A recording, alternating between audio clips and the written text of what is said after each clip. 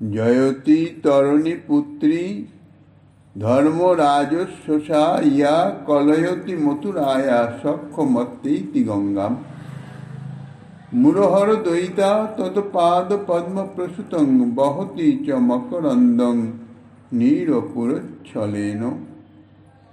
কলিযুগ পাবন অবতার পরম করুণাময় শ্রী গৌরাঙ্গ সুন্দরের পরম অন্তরঙ্গ প্রিয় পার্শ্বদ বর্জ্য পূজ্যপাদ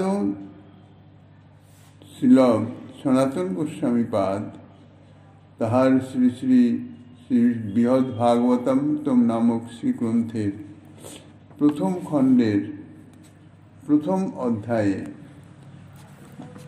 মঙ্গলাচরণ তথা গ্রন্থের নির্বিঘ্নের সম্পাদনের নিমিত্ত একের পর এক সকলের নিকট থেকে কৃপা ভিক্ষা প্রসাদ ভিক্ষা করিতেছেন। গতকাল শ্রী বৃন্দাবন ধামের জয় ঘোষণা করে এখন এই শ্লোকে ষষ্ঠ শ্লোকে তিনি শ্রী যমুনার জয় ঘোষণা করিতেছেন।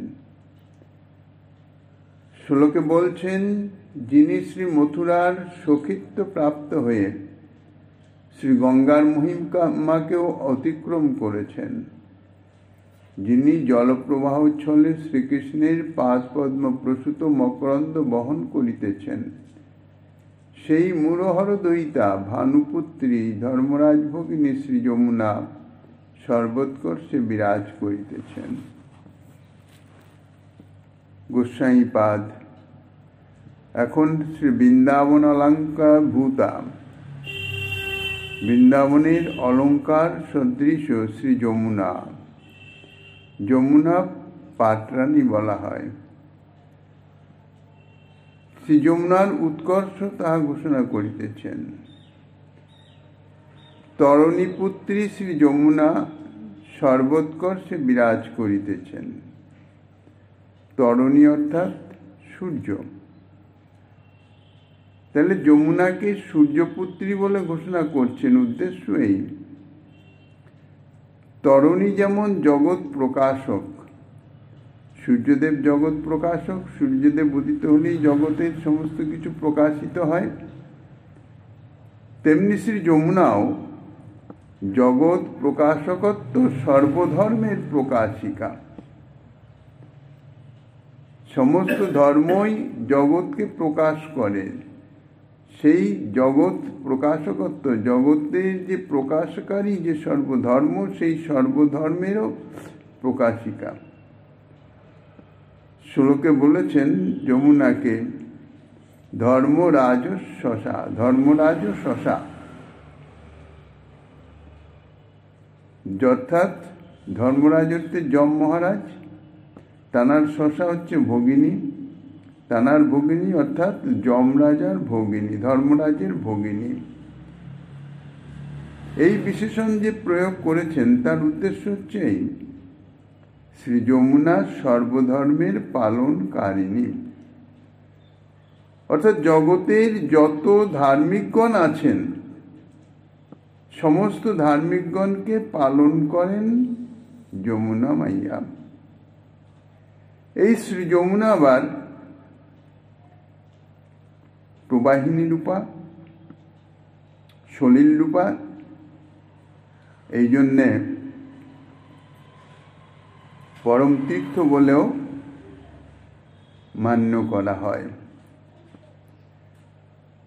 শ্রী যমুনা প্রবাহিকা স্বরূপা অর্থাৎ নদী স্বরূপা বলে পরম তীর্থ এবং সর্বার্থ প্রদত্ত হেতু মথুরার সখিত্ব লাভ করেছেন।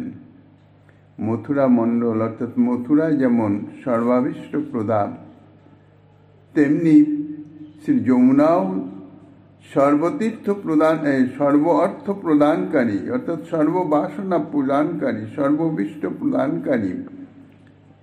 এই জন্যে মথুরার সঙ্গে সমভাবাপন্ন অর্থাৎ মথুরার সখিত্ব লাভ করেছেন। মথুরা মণ্ডলে সুন্দর গতিতে বহু প্রকার লীলাভঙ্গিতে প্রবাহিত হয়ে গঙ্গা থেকেও যমুনা অধিক মহিমাশালিনী হয়েছেন। জগৎ পবিত্রকারিণী গঙ্গা, গঙ্গার মহিমা তো অসীম। বিষ্ণুপাদ পদ্মোদ্ভূতা গঙ্গা। কিন্তু এই মথুরা মণ্ডলে অবস্থিত হয়ে যমুনা তিনি গঙ্গা থেকেও আরো অধিক মহিমাশালিনী হয়েছেন। গঙ্গার মাহাত্ম্যকে অতিক্রম করেছেন, কেননা স্বয়ং ভগবান শ্রী ব্রজেন্দ্র নন্দনের লীলাভূমি শ্রী বৃন্দাবনেই শ্রী যমুনার অবস্থান এবং শ্রী গোবিন্দের লীলারসের সহায়ক পুষ্টিকারী।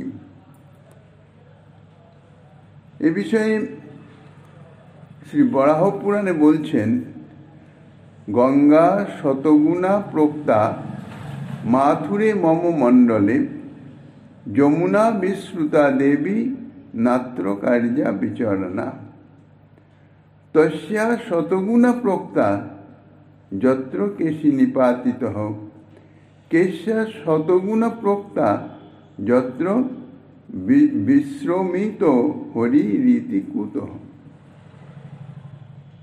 মূঢ়হরস্য কৃষ্ণস্য দয়িতা। বরাহ পুরাণে পৃথিবীর প্রতি শ্রী বরাহদেব বলছেন যে, হে দেবী, আমার মথুরা মণ্ডলস্থ যে যমুনা তাহা গঙ্গা অপেক্ষা শতগুণে বিখ্যাত। সঙ্গে সঙ্গে শ্রী বরাহদেব আরো বলছেন যে এতে কোনো তর্ক করো না, কেননা এটা তর্কাতীত বিষয়, অপ্রাকৃত চিন্ময় বিষয়। আবার এই যমুনার প্রবাহিনীর মধ্যে যে স্থানে কেশী নামক দৈত্য নিহত হয়েছিলেন, যে স্থানকে কেশীঘাট বলা হয়, সেই স্থান হইতেও শতগুণ ফলপ্রদ এবং এই কেশীঘাট থেকেও বিশ্রামঘাট শতগুণাধিক মহিমান্বিত।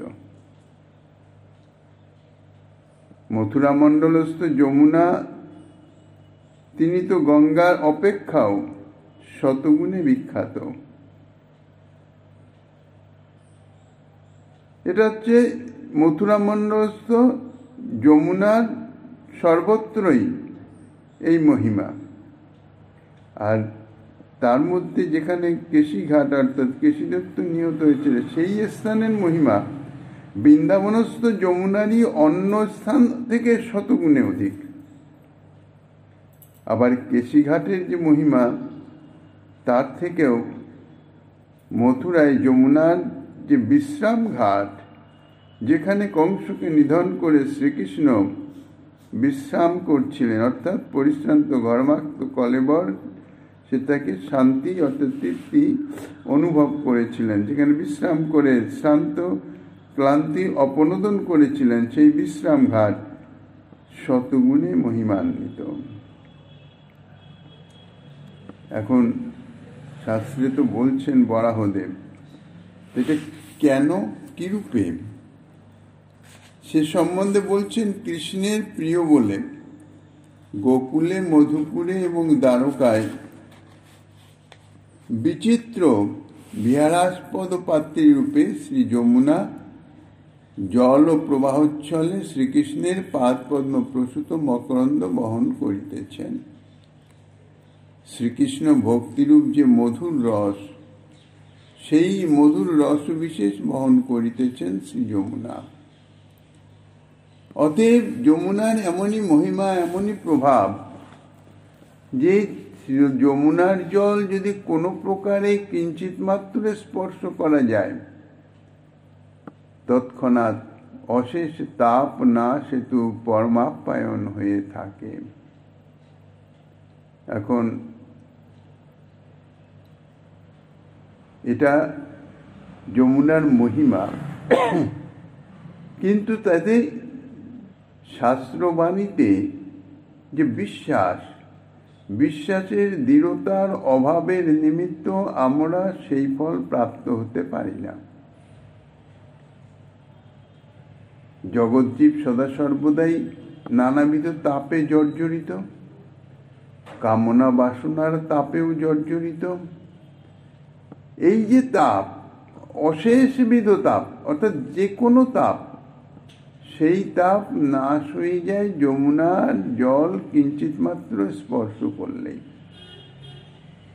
কিন্তু সেটি কাদের জন্য সম্ভব? বিশ্বাসী জানরা।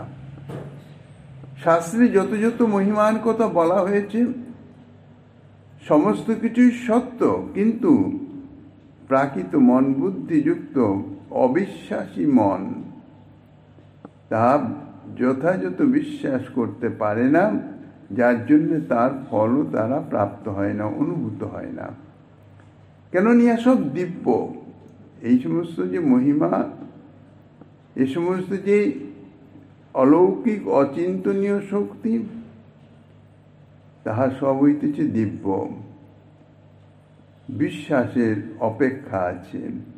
কেননা যদি বিশ্বাস না থাকে তাহলে শ্রদ্ধা থাকে না, আর শ্রদ্ধা না থাকলে সেখানে অপরাধ এসে উপস্থিত হয়, মর্যাদা লঙ্ঘন হয়ে যায়, হেয়তাবোধ এসে যায়, তাহার ফলে অপরাধ এসে উপস্থিত হয়, যার ফলে সেই যে শাস্ত্রে বর্ণিত যে মহিমা, সে মহিমা তার পক্ষে দুষ্প্রাপ্য হয়ে যায়। শ্রী ব্রহ্মার কমণ্ডল জল শ্রী বামনদেবের পাদপদ্ম প্রক্ষালনে অত্যন্ত পবিত্র হওয়ায় পবিত্রতা বিধায়িনী শ্রী গঙ্গা নামে অভিহিত হয়েছেন। বামনদেব যখন বলি মহারাজের যজ্ঞে এলেন, ত্রিপাদভূমি বলি মহারাজ থেকে নিলেন, ঊর্ধ্ব দিকে যে পদপ্রসারণ করেছিলেন, অর্থাৎ তখন আর তিনি বামনদেব স্বরূপে নন, তখন তিনি ত্রিবিক্রম স্বরূপে প্রকটিত হলেন। ত্রিবিক্রম স্বরূপ আবির্ভূত করিয়ে বা প্রকাশিত করিয়ে ঊর্ধ্ব দিকে পদবিক্ষেপ করে ব্রহ্মাণ্ডে যে সপ্ত আবরণ পর্যন্ত ভেদ করে দিয়েছিলেন। এই ভূলোক, এর ঊর্ধ্বে ভূবরলোক, তার ঊর্ধ্বে স্বর্লোক অর্থাৎ স্বর্গপুরী, তার ঊর্ধ্বে জনমহ তপ সত্য, এই চারিটি লোক, জনলোক, মহলোক, তপলোক, সত্যলোক। সত্যলোক ব্রহ্মার অধিষ্ঠান, সর্বোপরি ব্রহ্মাণ্ডের সর্বোপরি সত্যলোক। এখন যখন ঊর্ধ্বে পদ বিক্ষেপ করছেন, তখন একের পর এক লোক অতিক্রম করে ভগবান ত্রিবিক্রমের শ্রীচরণ ঊর্ধ্বে উত্থিত হয়ে ব্রহ্মলোকও ভেদ করে ঊর্ধ্বে উত্থিত হচ্ছেন। এই ব্রহ্মলোকের পরে রয়েছে পৃথিবীর সপ্ত আভরণ, ক্ষিতি অব তেজ মরুদ্বম, অহংকার, প্রকৃতি, মহত্তত্ত্ব, অহংকার, প্রকৃতি। এই সপ্ত আবরণ তাহা ভেদ করলে তারপরে হচ্ছে কারণ সাগর, বিরজা সমুদ্র, অপ্রাকৃত চিন্ময় জল পরিপূর্ণ।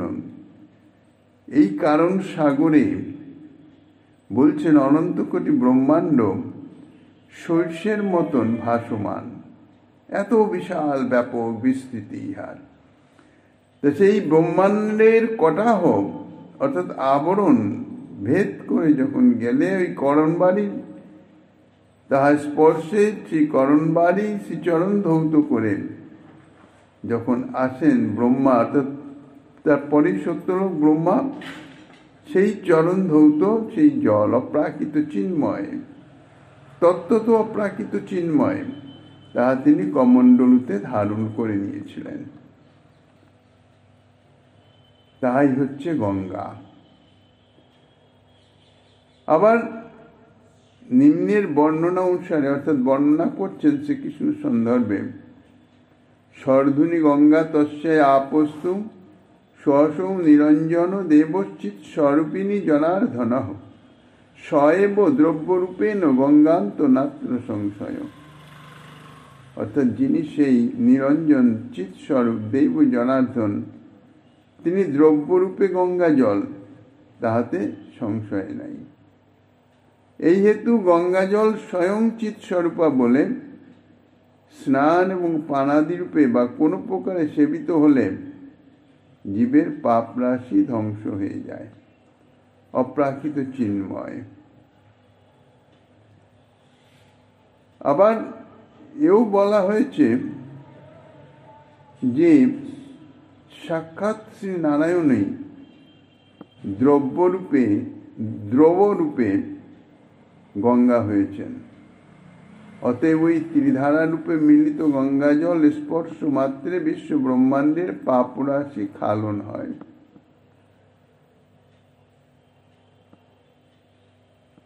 দ্রবরূপে, এই জন্যে শ্রীমন মহাপ্রভু নীলাচলে বলেছিলেন, বাসুদেব সার্বভৌম, তেনারা দুই ভাই, বিদ্যাবাচস্পতি বাসুদেব সার্বভৌম। বিদ্যাবাচস্পতি তিনি নবদ্বীপের অর্থাৎ গৌরমণ্ডলে অবস্থান করেন। তো তখন মহাপ্রভু বলেছেন, এক হচ্ছে দারু ব্রহ্ম আর এক হচ্ছে জল ব্রহ্ম। জল ব্রহ্ম হচ্ছে গঙ্গা, দারু ব্রহ্ম জগন্নাথ। বাসুদেব সার্বভৌম নীলাচলে থেকে দারু ব্রহ্মের সেবায় রত, আর বিদ্যা বাচস্পতি বাসুদেব সার্বভৌমের ভ্রাতা তিনি গৌরমণ্ডলে এই জল ব্রহ্ম, দ্রব ব্রহ্ম আর কি, জল ব্রহ্ম শ্রী গঙ্গার সেবায় সদা সর্বদায় রতা। শ্রীল সাঁইপাদ তার টিকায় বলেছেন, ইতিপূর্বে সুরধনী গঙ্গাই শ্রেষ্ঠ ছিলেন, কিন্তু অধুনা যদুবংশে শ্রীকৃষ্ণের কীর্তিরূপ যে তীর্থ উৎপন্ন হয়েছেন, তাহা শ্রী বামনদেবের পাদশৌচ তীর্থকে অল্প করেছে, অর্থাৎ তাহার মহিমা থেকে আরো মহিমা বাড়িয়ে গেছে।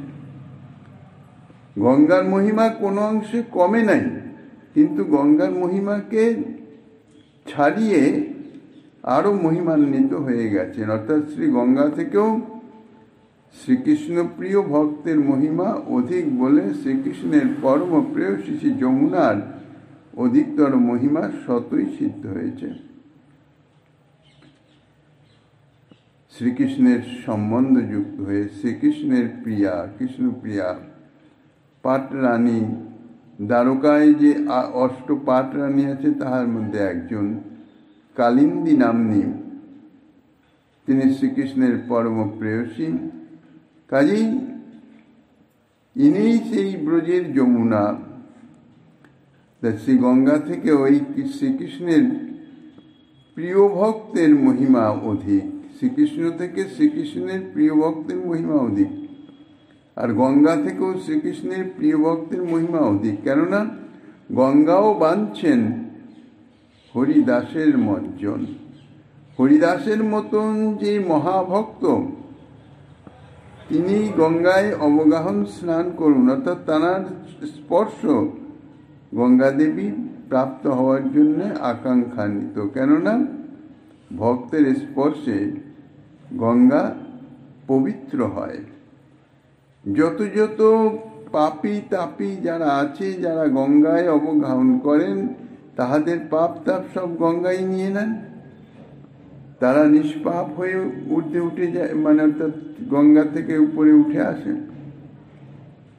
কিন্তু এটিও গঙ্গার এই যে পাপনাশিনী শক্তি বা ক্ষমতা, ইহাও কিন্তু সেই শ্রদ্ধা বা বিশ্বাসের অপেক্ষায় আছে।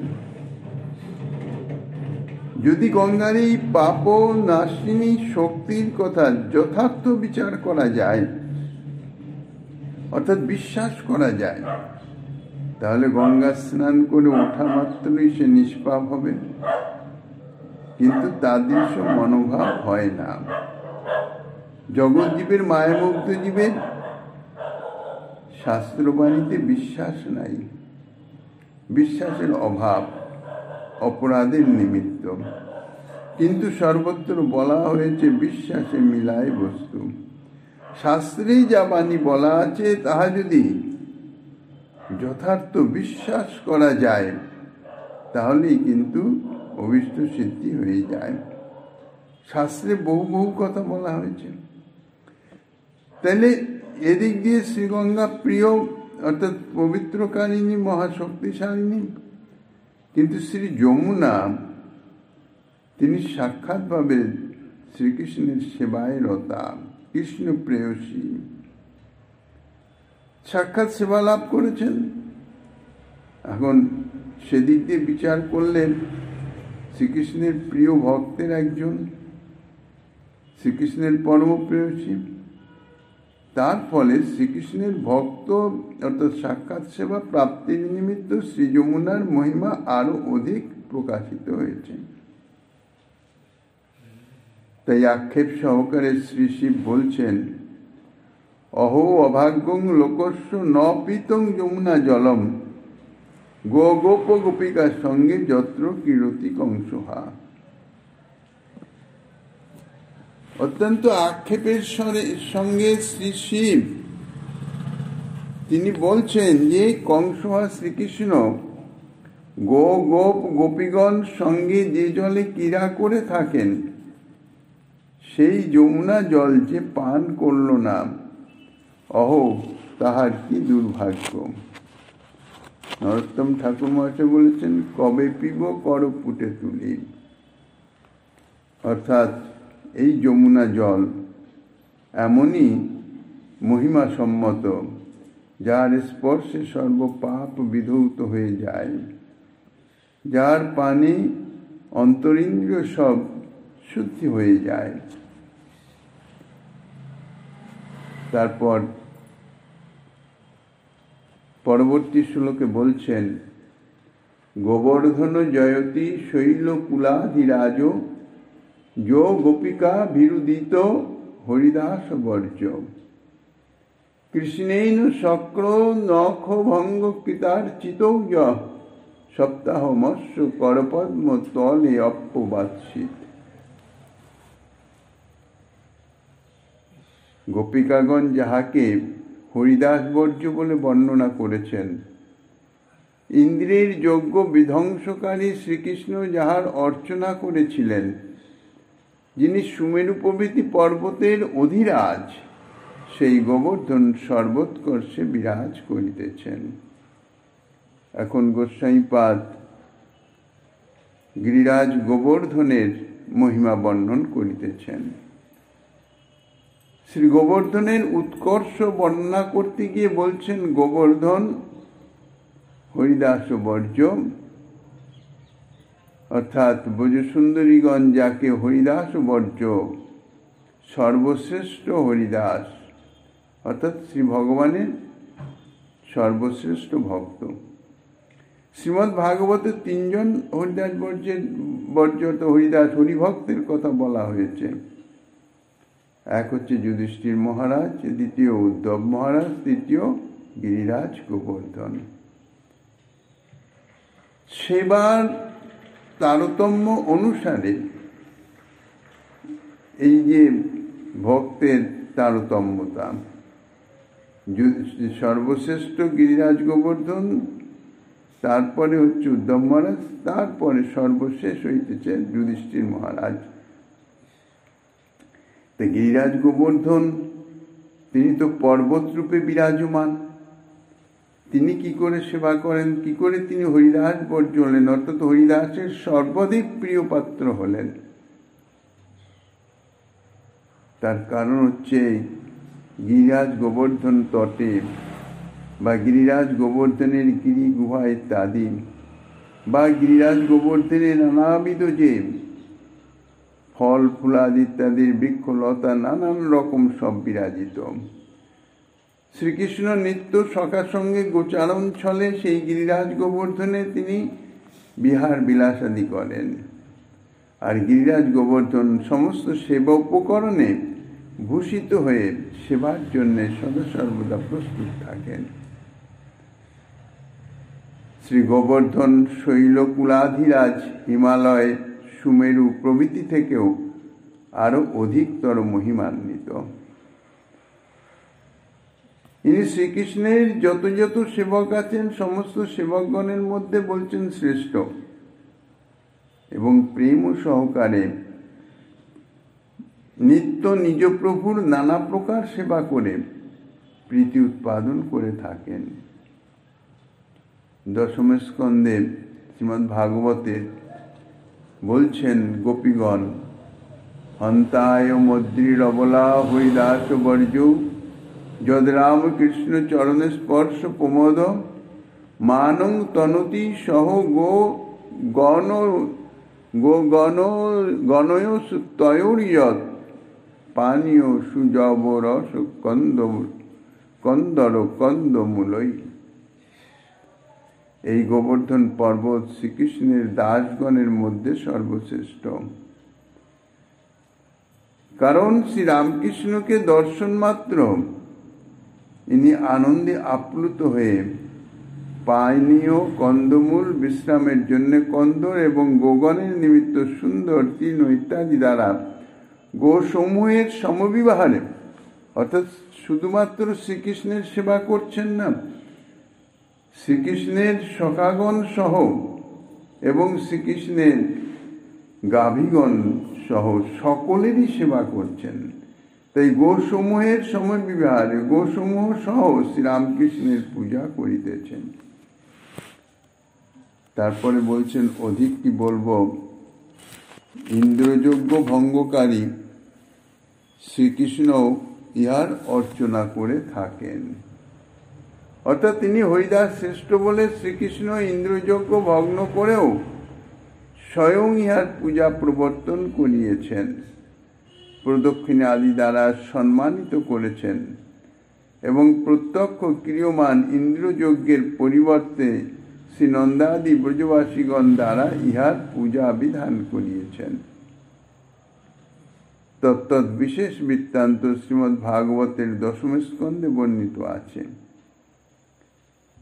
ইন্দ্রের পূজা করাতে ইন্দ্রের তো স্বর্গাধিপতি তো গর্ব অভিমান, প্রতিবৎসর মহারাজ নন্দ এটা পুরুষানুক্রমে চলে আসছেন। কার্তিকে অমাবস্যার পরে প্রতিবতের দিন, সেই দিন পূজা হয়। গোবর্ধন তটে সমস্ত সামগ্রী সাজিয়ে ইন্দ্র যাগ করেন, ইন্দ্রের উদ্দেশ্যে যজ্ঞ করেন, ইন্দ্রের পূজা করেন। এই পরম্পরা চলে আসিতেছে। এই পরম্পরা অর্থাৎ পূর্বপুরুষগণ থেকেই পরম্পরা চলে আসছে। উদ্দেশ্য বৈশ্যকুল গোপালন ইহাদের প্রধান জীবিকা। এখন গোপালনের জন্য উত্তম তৃণ ইত্যাদি চাই। যদি সুবৃষ্টি হয় তাহলে ইহা প্রচুর পরিমাণে ফলিত হবে, প্রাপ্ত হবে, গো সেবা খুব ভালো চলবে। তাই পুরুষানুক্রমে এই পূর্বপুরুষ থেকে এই পূজা চলে আসছে। এখন শ্রীগোবিন্দ এতে হচ্ছে কি, ইন্দ্রের অত্যন্ত অহংকারী হয়ে গেছে। শ্রীগোবিন্দ দেখলেন অহংকার চূর্ণ করতে হবে, এক কথা। দ্বিতীয়ত গিরিরাজ গোবর্ধনের শ্রেষ্ঠত্ব প্রতিপাদন করে গিরিরাজ গোবর্ধনের পূজা প্রবর্তন করতে হবে। ব্রজবাসীগণের প্রাণকোটি প্রিয় শ্রীকৃষ্ণ, তিনি যা বলবেন ব্রজবাসীগণ তাহা অবশ্যই পালন করবেন। যুক্তিসঙ্গতভাবে তিনি বহুবিধ যুক্তি ইত্যাদি দিয়ে ইন্দ্রযজ্ঞের পরিবর্তে গোবর্ধন যাগ তাহা প্রবর্তন করলেন। যে সমস্ত সামগ্রী ইন্দ্র যাগের নিমিত্ত প্রস্তুত হয়েছিল তাহা দিয়ে গিরিরাজ গোবর্ধনের ভোগ লাগালেন।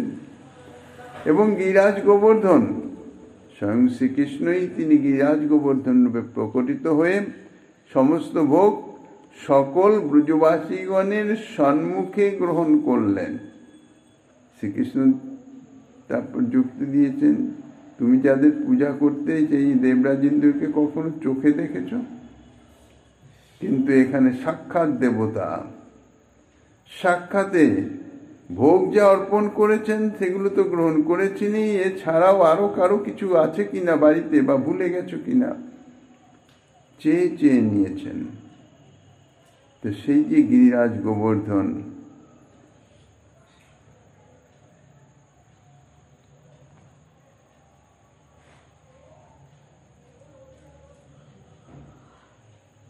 তার পূজা করাতে দেবরাজেন্দ্র অহংকারে অভিমানে অত্যন্ত কুপিতা হয়ে গেলেন এবং ব্রজভূমিকে সাধারণ প্রাকৃত ভূমি মনে করে এবং শ্রীকৃষ্ণকে প্রাকৃত গোপবালক মনে করে, যেটা বালকের কথায় আমার অপমান, দেখাচ্ছি মজা। সম্বর্তক আদি প্রলয়কালীন মেঘকে পাঠালেন ব্রজভূমিকে ধ্বংস করে দেওয়ার জন্যে। কি জাতীয় অহংকার অভিমান মানুষের বুদ্ধিকে কিভাবে ভ্রষ্ট করে দেয়। ইন্দ্র তো অজানা নয় যে স্বয়ং ভগবান শ্রীকৃষ্ণ, কেননা কংস কারাগারে আবির্ভাবের আগে দেবকীর গর্ভ বন্দনা করার নিমিত্ত দেবগণ সহ স্বয়ং ব্রহ্মা এসে গর্ভস্তুতি করে গেছেন, বন্দনা করে গেছেন, স্বয়ং ভগবানের অবতরণ। মানুষের বুদ্ধি নষ্ট হয়ে যায় অহংকার বা অভিমানে। অহংকার অভিমানে যখনই আঘাত লাগে তখনই বুদ্ধি ভ্রষ্ট হয়ে যায় এবং সে বিপদগামী হয়ে যায়। শ্রীকৃষ্ণকে প্রাকৃত গোপবালক মনে করলেন, করে ব্রজভূমি শ্রীকৃষ্ণের আশ্রিত। ব্রজভূমিকে ধ্বংস করবার নিমিত্ত প্রলয়কালীন বাড়ি বর্ষণ, ঝঞ্ঝাবাত ইত্যাদি শুরু করলেন। এই গিরিরাজ গোবর্ধনই শ্রীকৃষ্ণ এই গিরিরাজ গোবর্ধনকে ছত্রাকারে ধারণ করে সমস্ত ব্রজবাসী সহ সকলকেই রক্ষা করেছিলেন। অর্থাৎ সমস্ত ব্রজবাসীর প্রাণ ধারণ অর্থাৎ জীবন রক্ষার নিমিত্ত গিরিরাজ গোবর্ধন ঊর্ধ্বে উত্তোলিত হয়ে শ্রীকৃষ্ণের হস্তে বিরাজমান হয়ে গিয়েছিলেন। ইহাও তো সেবা, সমস্ত ব্রজবাসীগণের সেবা। আর সাক্ষাৎ প্রকট হয়ে ব্রজবাসীগণের পূজা গ্রহণ করেছিলেন। এর দ্বারা সুরেশ্বর ইন্দ্র অপেক্ষাও শ্রী গিরিরাজ গোবর্ধনের অধিক যে মহিমা তাহা খ্যাপিত হল। অতএব অসাধারণ মাহাত্ম্য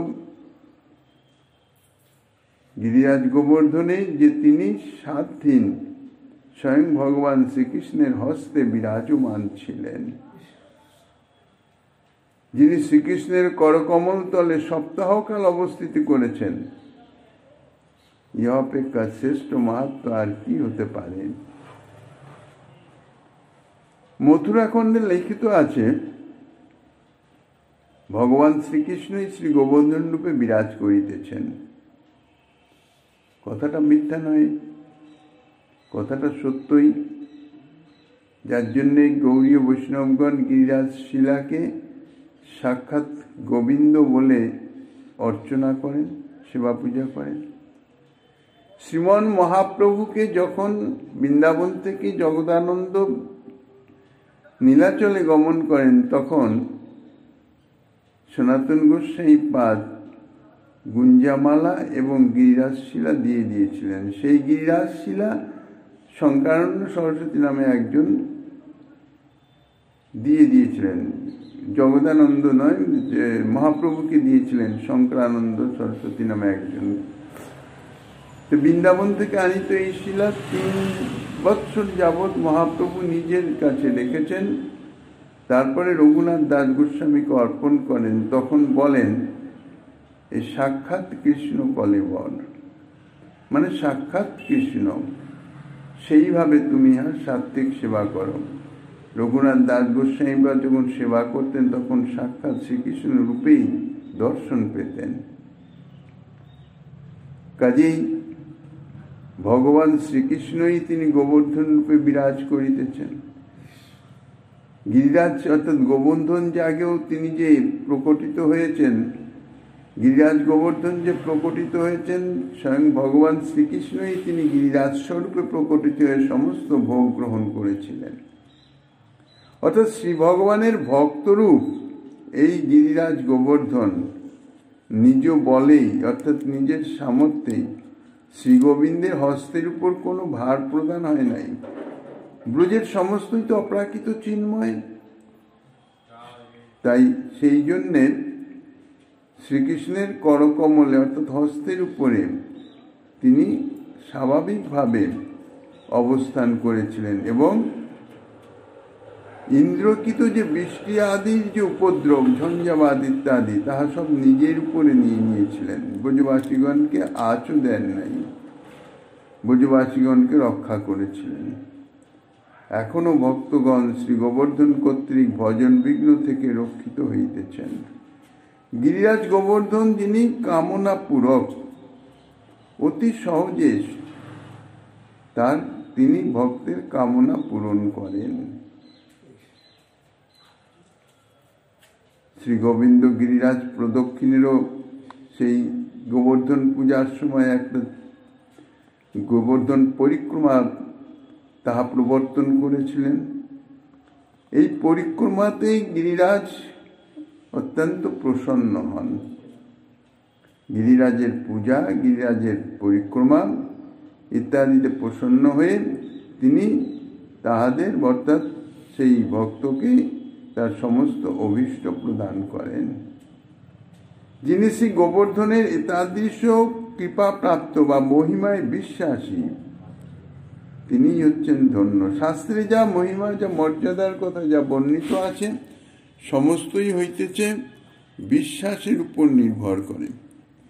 বিশ্বাস না হলে সেই ফল প্রাপ্ত হওয়া যায় না। সাক্ষাৎ শিলারূপে শ্রীকৃষ্ণ। এই জন্যই গৌড়ীয় বৈষ্ণবগণ গিরিধারী তাঁদের সাক্ষাৎ গিরিরাজের পূজা করেন। আর গিরিরাজ বাস্তবিকই সাক্ষাৎ, গিরিরাজ সদা সর্বদাই সাক্ষাৎ। এই জন্য গিরিরাজের প্রতিষ্ঠার কোনো অপেক্ষা নাই। বিগ্রহ যেমন প্রতিষ্ঠা করতে হয়, প্রাণ প্রতিষ্ঠা করতে হয়, গিরিরাজের প্রাণ প্রতিষ্ঠার কোনো অপেক্ষা নাই। কেননা ইনি সাক্ষাৎ, সদা সর্বদাই সাক্ষাৎ। তার সেবা পূজা করলে তিনি প্রসন্ন হন, প্রসন্ন হয়ে অভীষ্ট প্রদান করেন। জয়তি জয়তি কৃষ্ণ প্রেম ভক্তির যদঙ্গি নিখিল নিগম তত্ত্বং গুর মার্গায় মুক্তি ভজতি শরণ কামা বৈষ্ণবৈশ ত্যাজ্য মানা জপ ও যজন তপস্যা ন্যাস নিষ্ঠাং বিহায়।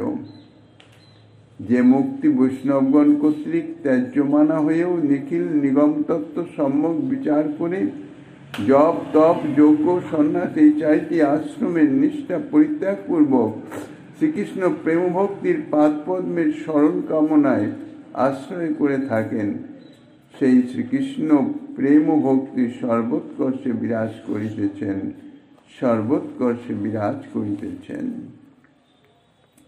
এখন শ্রীকৃষ্ণের যে প্রেম ভক্তি, সচ্চিদানন্দ রূপা যে প্রেম ভক্তি, সেই শ্রীকৃষ্ণ প্রেম ভক্তির সৎপ্রসাদ প্রাপ্তির নিমিত্ত অর্থাৎ কৃপা প্রাপ্তির নিমিত্ত তাহার উৎকর্ষ বর্ণনা করিতেছেন।